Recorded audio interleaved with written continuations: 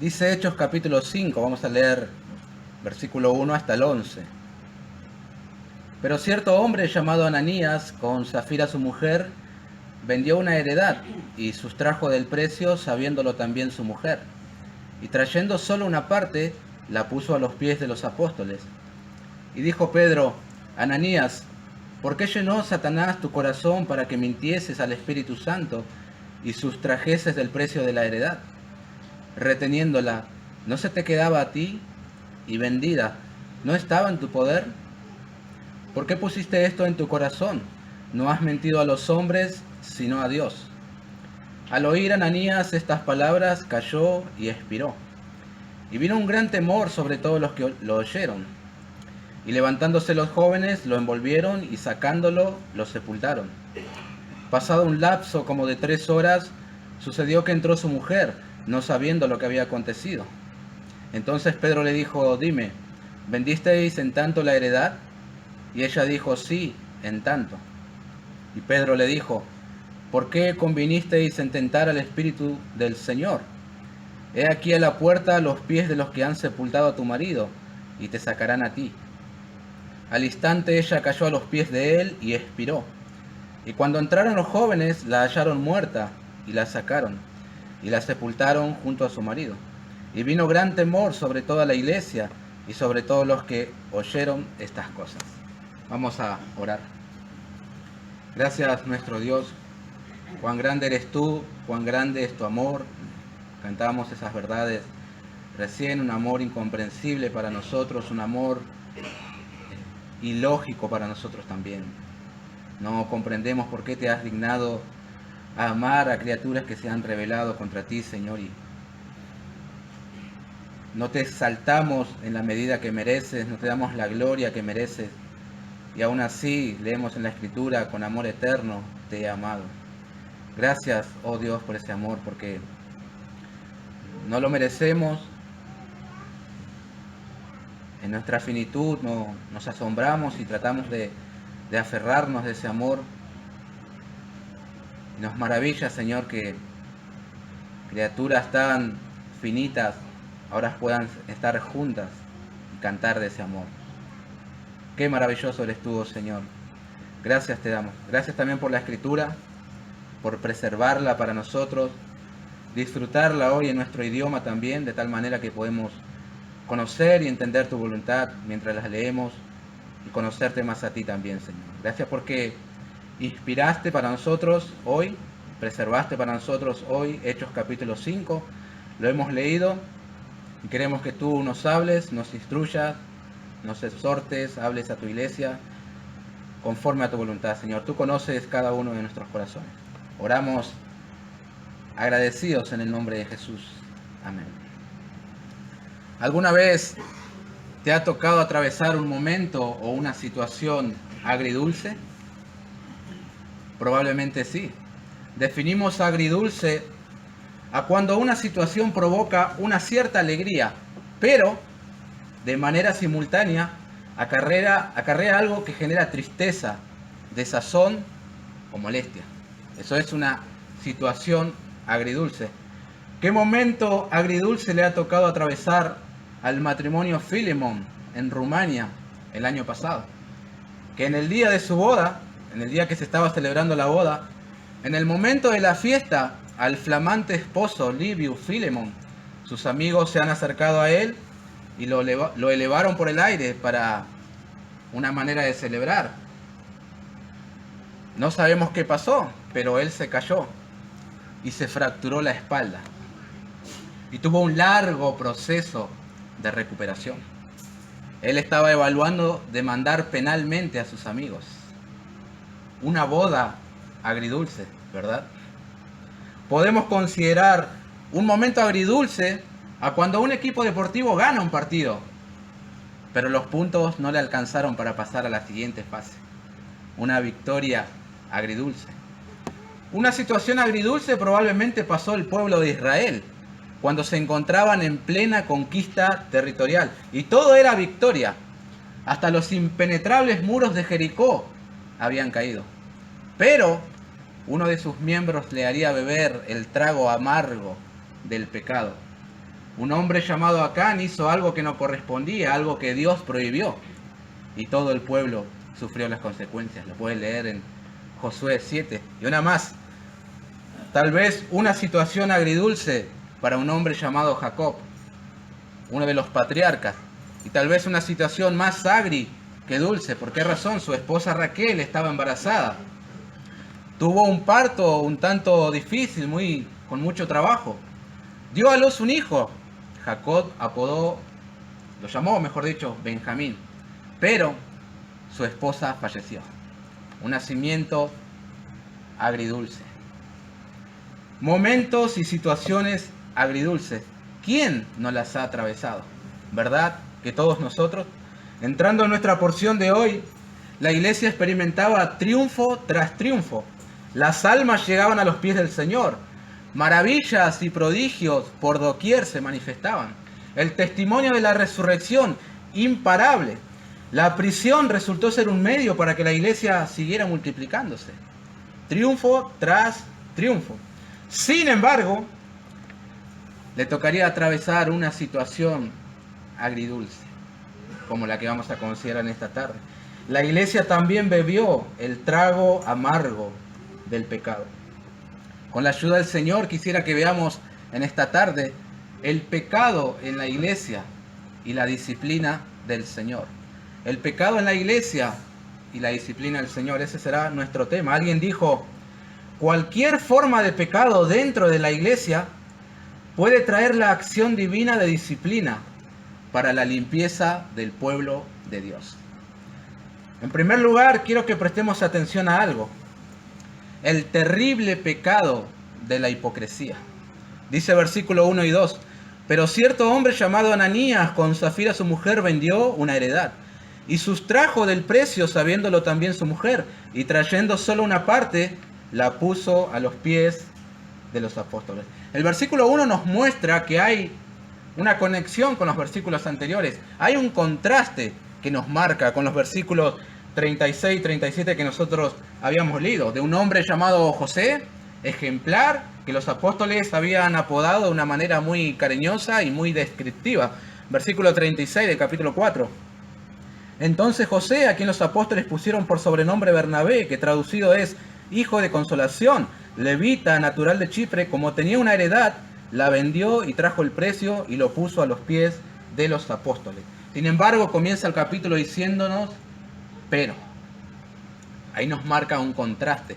Pensaba en las palabras del apóstol Pablo, que dijo a los corintios, que el mismo Satanás se disfraza como ángel de luz.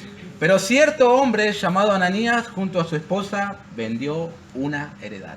Parece ser que la caridad en ese momento era algo contagioso, ¿verdad? Uno lo hacían otros y se iban sumando cada uno voluntariamente. Y todo parecía seguir su curso normal en esta iglesia, disfrutando de este gran avivamiento, ¿verdad? Un gran despertar en la iglesia primitiva.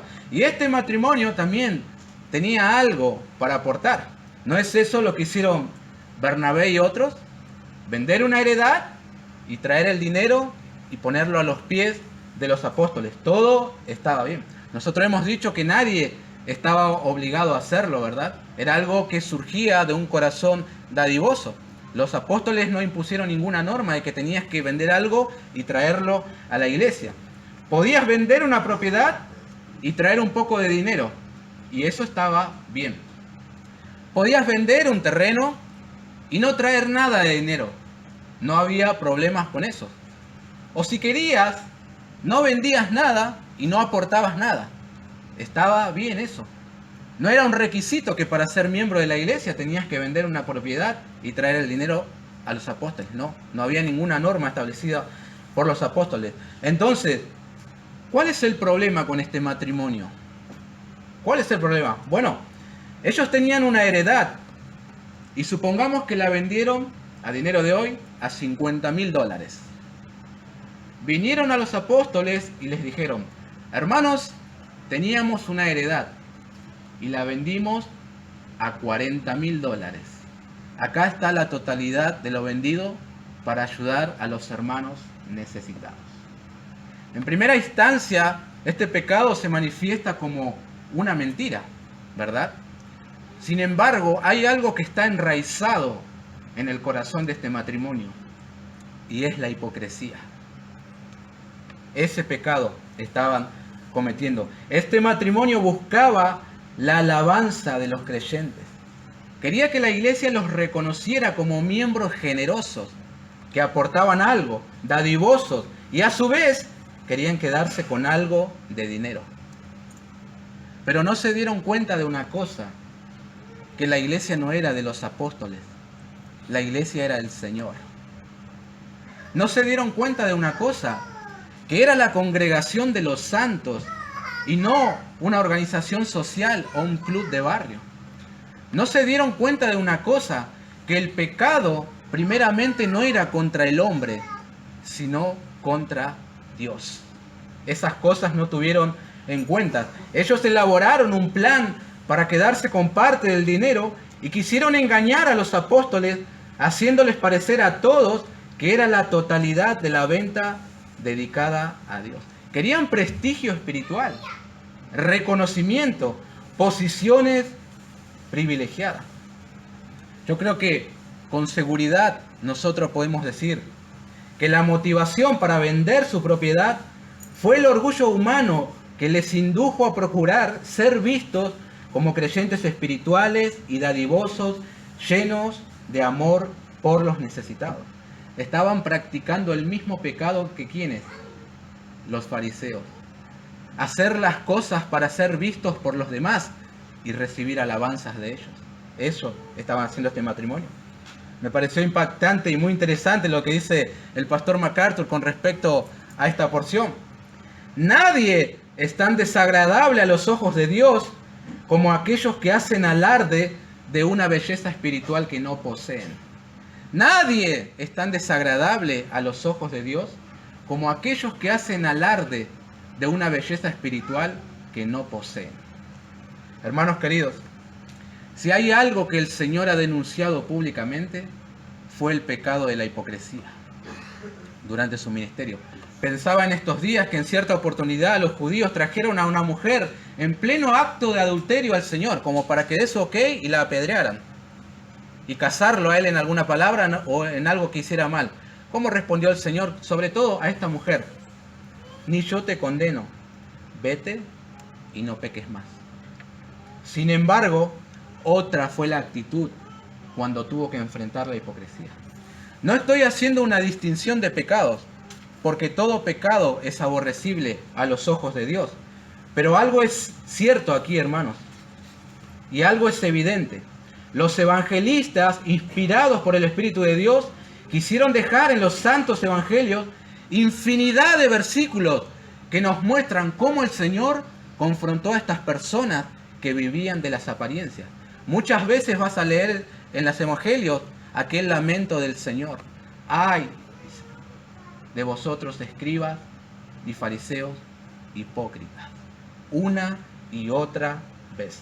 Tenemos también registro en este libro de cómo el hombre que estará confrontando este pecado incurrió en el mismo. Y otro apóstol tuvo que confrontarlo cara a cara. Eso lo vamos a ver ahora con más detalle. Pero si hay algo que el Señor aborrece, es que los miembros de su iglesia se conduzcan en hipocresía.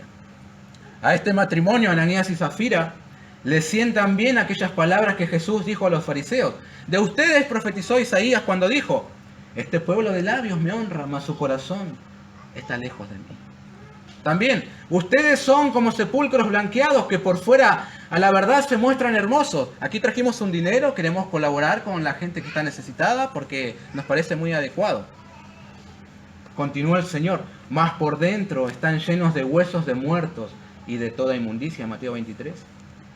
Ananías y Zafira quisieron aparentar ser súper espirituales, generosos, se mostraron interesados en las carencias de los hermanos. Esta es nuestra ofrenda a Dios. Pero todo era una cortina tejida con el mismo pecado de hipocresía. Quisieron engañar a los apóstoles. Qué terrible es la hipocresía que el Señor advirtió a sus discípulos: guardaos de la levadura de los fariseos, que es la hipocresía. Lucas 12. Qué terrible es la hipocresía que resulta ser un obstáculo para entrar al reino, para el que lo practica y aún para sus prosélitos. Mateo 23:13. Qué terrible es la hipocresía, que es un pecado que atrapa a incrédulos, pero también a creyentes genuinos. Aún los creyentes genuinos caen en hipocresía. Qué terrible es la hipocresía, que el Señor quiso disciplinar con muerte. Solo en otra oportunidad en el Nuevo Testamento vas a encontrar que el Señor disciplinó a miembros de su iglesia con la muerte, a aquellos corintios que participaban de la cena del Señor indignamente. Y en esta oportunidad aparentaban ser alguien que no era. Eso fue tan aborrecible para Dios que aplicó la misma disciplina que cuando comían el pan y bebían la copa indignamente. ¿Entienden, hermanos, la gravedad de la hipocresía? Lo he dicho una vez, no es lo mismo querer servir que querer ser visto. Debemos tener cuidado. También quiero agregar que una particularidad de este pecado, el de la hipocresía, es que siempre ofrece compañeros. En el versículo 1 nosotros hemos leído, pero cierto hombre llamado Ananías, con Zafira su mujer. Y en el versículo 2 leímos, sabiéndolo también su mujer. Creo firmemente que aquellos que se conducen, que practican el pecado de hipocresía, siempre buscarán a alguien que piensen igual, como para hallar justificación, pero sin darse cuenta que solamente le están dando más peso a su pecado. Dime con quién andas y te diré con quién eres, ¿verdad? Así dice el refrán. Su esposa sabía de este pecado y en lugar de llamarlo al arrepentimiento, decidió ser partícipe. No tenía nada de idónea esa compañera, ¿verdad? Ella tendría que haber dicho como el salmista en el Salmo 26, no me he sentado con hombres hipócritas, ni entré con los que andan simuladamente. Pero no fue así. Fue partícipe del mismo pecado. Si la hipocresía no es cortada de inmediato, seguramente que arrastrará también a otros. Ofrece buenos compañeros. Parece ser que tiene un poder tremendo de atracción. ¿Recuerdan las cosas que hemos dicho de Bernabé? Varón bueno, lleno de fe. Los apóstoles le pusieron un apodo muy lindo, hijo de consolación. Fue un misionero, compañero del apóstol Pablo. Pero acompáñenme a Gálatas capítulo 12, después de 2 de Corintios. Gálatas capítulo 2, versículo 11. Dice así Gálatas 2:11. Pero cuando Pedro vino a Antioquía le resistí cara a cara porque era de condenar. Pues antes que viniesen algunos de parte de Jacobo, comía con los gentiles. Pero después que vinieron se retraía y se apartaba, porque tenía miedo de los de la circuncisión. Y en su simulación participaban también los otros judíos. De tal manera que aún Bernabé también fue arrastrado por la hipocresía de ellos. ¡Wow! La roca y el hijo de consolación siendo arrastrados por la hipocresía. Qué imán tan fuerte que es la hipocresía, ¿verdad? Cuando lo practica alguien, arrastra también a otras personas a practicar el mismo pecado. Gracias a Dios por el apóstol Pablo, que puso un freno inmediato a esto. Le resistí cara a cara porque era de condenar. La hipocresía parece saber dulce, pero qué frutos amargos produce. Parece ser un camino más corto para llegar a ciertos objetivos, pero ciertamente su fin es camino de muerte. Tengamos cuidado nosotros los creyentes, porque también podemos ser tentados por la hipocresía y caer en sus manos. Un comentarista dice, nadie podía conocer la intimidad de ambos, de Ananías y Zafira. Ni los apóstoles en el sentido humano hubieran conocido el engaño, pero en la iglesia se manifestaba la presencia del Espíritu Santo, que como Dios conocía la intimidad de los pensamientos de los dos y podía comunicarlos sobrenaturalmente a los apóstoles. Fin de la cita. Usted podía mirar a Ananías y Zafira y solo veías a un matrimonio con caridad y compasión por la gente necesitada. Samuel vio a Eliab y dijo, ciertamente delante de Jehová estás ungido. Pero el Señor le respondió, no mires a su parecer ni a lo grande de su estatura, porque yo lo desecho, porque Jehová no mira lo que mira el hombre, pues el hombre mira lo que está delante de sus ojos, pero Jehová mira el corazón. Eso no sabía Ananías y Zafira, que la presencia del Señor a través de su Espíritu Santo estaba dentro de la iglesia, y él sí podía ver lo que estaban haciendo y lo que había en su corazón. Muchas veces en los creyentes detrás de él: voy a estar orando por vos, deseo que el Señor te bendiga, cualquier cosa que necesites me avisas, estoy aquí para servir. Detrás solo se esconde una falsa piedad de querer dar la imagen de cristiano espiritual. Por lo general, cuando hay mucho barullo, muchos deseos que otros escuchen y vean lo que estás haciendo, siempre se esconde sutilmente la hipocresía. Debemos nosotros tener mucho cuidado también de eso. Por eso el Señor dijo que si vas a hacer algo, que tu izquierda no sepa lo que hace tu derecha. Conduzcámonos con temor, sabiendo que en la iglesia está uno que conoce lo más profundo de nuestros corazones, y él puede exponer en público ese pecado que yace en lo oculto.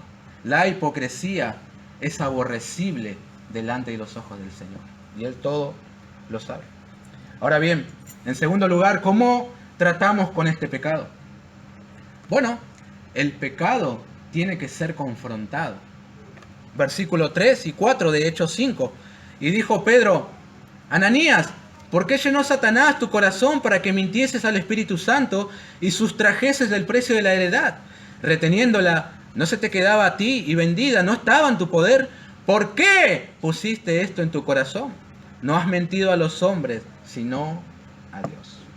Si bien es cierto que aquí se está confrontando un pecado en particular, el de la hipocresía, es un principio que se aplica a cualquier pecado, porque esto armoniza con lo que el Señor Jesús, cuando Él dijo a sus discípulos, o más bien les marcó el camino y cómo tienen y cómo nosotros tenemos que actuar cuando un hermano comete este pecado, respetando una de las leyes de la hermenéutica. Otros pasajes hablan de lo mismo, sí, el Señor. No tienes que pasarlo por alto ni hacer la vista gorda. Todos somos pecadores, ¿no? No tienes que comunicarlo a otros ni hablar a sus espaldas, sino proceder de una manera bíblica, llamando al hermano al arrepentimiento, confrontándolo con su pecado en amor. Esa es la manera bíblica de proceder cuando un hermano peca, confrontándolo en amor. Hemos visto que fue lo que hizo Pablo: cortar de raíz el pecado, confrontar a Pedro. Y Pedro no se ofendió, ni dijo: no voy a ir más a la iglesia. No, lo tomó de una manera madura y bíblica. En su segunda epístola vemos que menciona a Pablo como: amado hermano, como que le ha sido dado sabiduría y como que escribió cosas difíciles de entender. De esta manera está hablando de aquel hermano que en una oportunidad lo confrontó cara a cara porque estaba siendo hipócrita. ¿Vieron? Produce buenos frutos. No quedó con resentimiento, sino todo lo contrario. Pablo le hizo un bien al exponer y confrontarlo con su pecado. Y aquí Pedro está actuando de la misma manera. Se para delante de Ananías y le dice: ¿por qué? ¿Por qué esto y lo otro? Confrontándolo con su pecado. Tal vez algún miembro pudiera acercarse a Pedro y decirle: Pedro, estamos en una época de avivamiento, mirá todas las cosas que está haciendo Dios. ¿Te vas a detener en que un hermano se quedó con un vuelto? ¿Es para tanto? Nosotros tenemos que entender una cosa, más bien comprender la importancia de la iglesia para el Señor. Cristo se entregó por su iglesia. Cristo ha dado su vida por su iglesia. ¿Y cómo hemos nosotros de tomar el pecado de una manera tan liviana, si fue justamente aquello por lo cual Él vino, para dar su vida por los pecadores? El pecado tiene que ser confrontado para el bien del hermano y el bien de la iglesia. Hay otra cosa que tenemos que tener en cuenta también. Lo he dicho una vez cuando estábamos mirando 1 Corintios. Un poco de levadura leuda toda la masa. Si no se extirpa a tiempo el cáncer del pecado, pronto se hará metástasis y todo el cuerpo se verá afectado, provocando la muerte. El pecado en la iglesia es un asunto verdaderamente serio. No es algo para tomarlo a la ligera. Si el Espíritu Santo no exponía el pecado de este matrimonio, probablemente otros también se sumarían a esta simulación.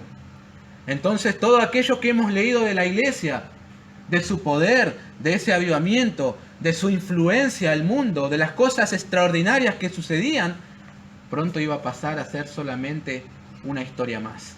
El pecado necesitaba ser confrontado y extirpado de la iglesia para que la iglesia pudiera seguir siendo fuerte, influenciando al mundo. Aquí vemos que Pedro está siendo guiado por el Espíritu Santo, por eso percibe la acción diabólica en el corazón de Ananías. ¿Por qué llenó Satanás tu corazón para que mintieses al Espíritu Santo? Satanás estaba detrás de este pecado. ¿Quién es el padre de mentira? Satanás. E indujo a este matrimonio a mentir. No es que los hizo pecar, los indujo a hacerlo. El pecado era voluntario. En ninguna parte de la Escritura se culpa a Satanás por el pecado del cristiano. No. El pecado siempre es voluntario, de nuestra propia concupiscencia, según Santiago. No, es que el diablo me engañó y yo pequé por su culpa. Mentira. Voluntariamente decidimos pecar. Aparentemente era un fraude a los creyentes, o si se prefiere, un engaño a toda la iglesia, pero el pecado era contra Dios mismo, ya que el pecado es una infracción de su ley. Entonces no estaban pecando primeramente contra los apóstoles ni contra la iglesia, sino contra el Señor. Eso era un asunto verdaderamente grave. Pedro le dice: mentiste a la tercera persona de la Trinidad, al Espíritu Santo. Saben que Ananías tenía la libertad de hacer lo que quisiera con su propiedad, pero él eligió mentir. Él eligió ser hipócrita. Pudo haber desechado la insinuación del diablo. Pudo haber pedido ayuda a Dios para vencer la tentación. Podía confesar su pecado delante de los apóstoles. No lo hizo. Es responsable de su acción. Y la disciplina divina no se tardará, será inmediata. Después de ser confrontado con su pecado, nosotros leemos en el versículo 5: al oír Ananías estas palabras, cayó y expiró. Dios actuó de manera urgente para extirpar el cáncer del pecado en su iglesia. Prontamente lo hizo y enjuició a ese hombre quitándole la vida. Qué interesante, el mismo espíritu que sopló en él aliento de vida, ahora se la estaba quitando. Me recuerdan a los hijos de Aarón, Nadab y Abiú. ¿Qué hicieron? Ofrecieron fuego extraño delante del Señor. La disciplina del Señor fue inmediata y Él envió fuego del cielo y los consumió. Murieron en ese mismo instante. Me recuerda también a un hombre llamado Usa. ¿Lo recuerdan? Sujetó el arca en el traslado que David hacía sobre un carro de bueyes, en lugar de ser llevada en los hombros de los sacerdotes. La disciplina inmediata cayó y ese hombre terminó muerto en ese mismo lugar, 2 Samuel 6. ¿Entienden, hermanos, la gravedad del pecado en el pueblo del Señor? Por eso es que el pecado tiene que ser confrontado de inmediato, sin esperar más, para que el pecador confiese y se arrepiente. En estos versículos que leemos, apreciamos que hay una invitación al arrepentimiento de parte de Pedro. Sobre todo en aquellos versículos que corresponden a esta mujer llamada Safira. Versículo 8. Entonces Pedro le dijo: dime, ¿vendisteis en tanto la heredad? Y ella dijo: sí, en tanto. Era la oportunidad de confesar. Ese era el momento para que la mujer dijera: fue todo un engaño. Hay mentiras e hipocresía en nuestros corazones. Quisimos aparentar una espiritualidad que no tenemos. Quisimos buena reputación delante de los hermanos y también amamos el dinero. Intercede por nosotros al Señor para que nos perdone el pecado. Sin embargo, mintió, dijo: sí, en tanto. Mintió al Espíritu Santo. Y nuevamente escuchamos a Pedro preguntar el por qué. Y mientras hablaba, el juicio divino cayó. Versículo 10. Al instante ella cayó a los pies de él y expiró. Y cuando entraron los jóvenes, la hallaron muerta y la sacaron y la sepultaron junto a su marido. Parece ser que enterrar muertos se estaba convirtiendo en un ministerio para los jóvenes. Tremendo. Eso nos enseña a nosotros a no creer que podemos convivir con nuestro pecado. O nos arrepentimos y nos apartamos del pecado, o esperamos que el Señor tome cartas en el asunto. Tú decides qué hacer. Pero iglesia y pecado oculto no pueden convivir. O es tu destrucción y la iglesia se sigue manteniendo pura, o toda la iglesia se verá corrompida si eso no se extirpa. Creo también que el porqué con el que Pedro se dirigió a este matrimonio sigue hoy golpeando las puertas de los corazones de los creyentes. Así. Es la voz del Espíritu Santo que dice a la iglesia: ¿por qué hablas del perdón de Dios si no puedes perdonar a tus hermanos, hijos, esposas, vecinos o el que fuere? ¿Por qué estás conviviendo con una mujer que no es tu esposa si el pecado es si el concubinato es pecado? ¿Por qué te conduces de manera impía si profesas ser cristiano? ¿Por qué incurres en chismes y mentiras si eso es aborrecible delante del Señor? ¿Por qué quieres dar apariencia de amoroso si tu corazón está lleno de resentimiento? ¿Por qué dices Señor, Señor y no haces lo que Él dice? ¿Por qué? Es lo que Pedro le dijo a Ananías. ¿Por qué mentiste al Espíritu Santo de Dios? No has mentido a los hombres, sino a Dios. Y si no te arrepientes y te apartas de ese pecado, el juicio divino, la disciplina del Señor también caerá sobre tu vida. Si eso sucede y sigues con vida, da gracias al Señor. Porque el Señor solamente disciplina a aquellos que son sus hijos. A todos los demás, según Hebreos 12, son considerados bastardos. Si el Señor te disciplina, levanta tus ojos al cielo y di gracias al Señor. Porque Él solo disciplina a aquellos que son sus hijos. Cristo ama a su iglesia y la preservará pura y sin mancha. El Señor no tolera el pecado. La disciplina, una más. Este era el segundo lugar. Último lugar. Corregir el pecado purifica la iglesia. Corregir el pecado purifica la iglesia. Dice la segunda parte del versículo 5. Y vino un gran temor sobre todos los que lo oyeron. Versículo 11. Y vino gran temor sobre toda la iglesia y sobre todos los que oyeron estas cosas. La disciplina que Dios quiso traer en ese tiempo, en ese contexto y con esa iglesia, fue quitarle la vida a este matrimonio. Para que la iglesia naciente y la iglesia postrera entienda la gravedad del pecado y lo aborrecible que es para Dios. Yo entiendo que hoy no es tan habitual que el Señor discipline de esa manera a los matrimonios, ¿verdad? Si no, las iglesias estarían solamente compuestas de personas solteras. Una broma. Pero lo cierto es que el Señor sigue corrigiendo el pecado de su iglesia. Y lo hace por amor, porque justamente el amor fue aquello que motivó al Padre a enviar a su Hijo a morir por los pecadores.